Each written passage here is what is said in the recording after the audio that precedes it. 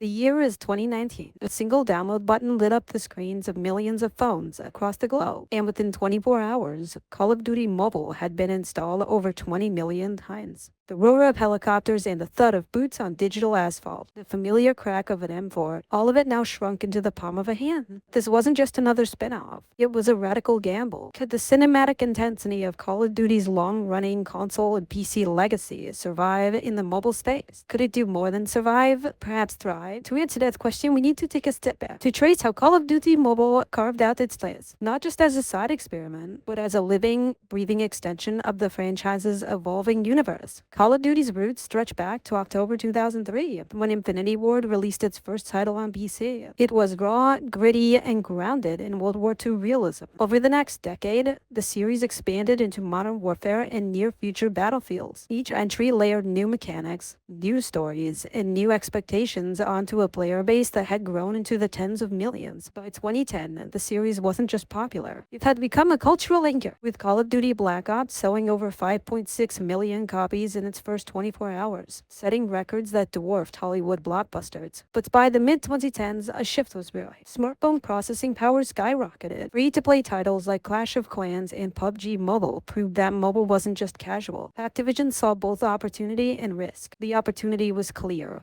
billions of players with powerful devices. The risk? Diluting the brand. Call of Duty had always lived on big screens with surround sound and cinematic campaigns. Mobile would have to capture the same thunder without compromise. When Call of Duty Mobile launched on October 1st, 2019, it arrived with astonishing ambition. Developed by Teamy Studios, the game fused maps and modes from across the franchise. Nuketown from Black Ops, Crash from Modern Warfare, Battle Royale maps sprawling with terrain borrowed from multiple eras. The goal wasn't just to reinvent Call of Duty, it was to distill its DNA. Players could sprint across Kill House at noon and parachute into an isolated island at midnight, all without switching discs or consoles. The response was immediate and explosive. Within its first week, downloads soared past 100 million. The tactile snap of touchscreen aiming, the satisfying kick of virtual recoil, the bright burst of killstreak rewards, all replicated in the sensory punch of its console predecessors. Critics had feared clumsy controls or watered-down mechanics. Instead, players praised its polish. The cause was deliberate design.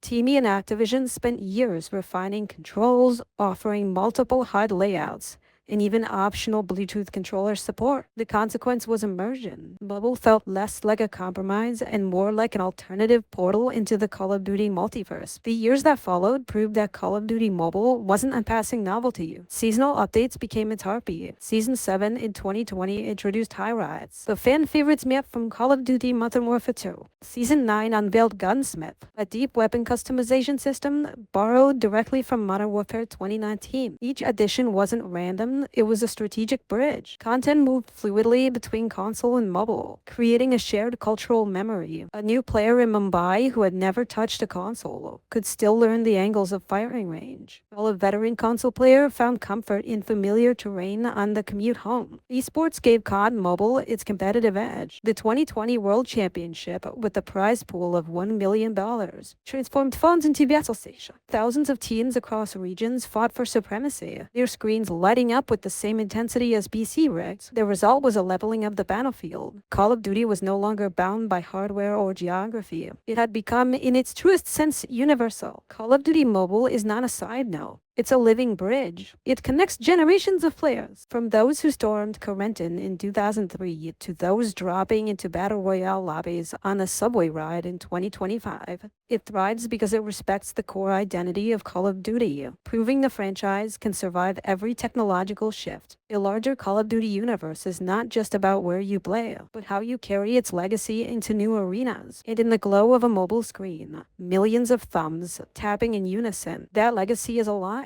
If you want to keep exploring the hidden ties and untold stories behind gaming's biggest universes, make sure to like, subscribe, and stay locked in. This battlefield is far from over.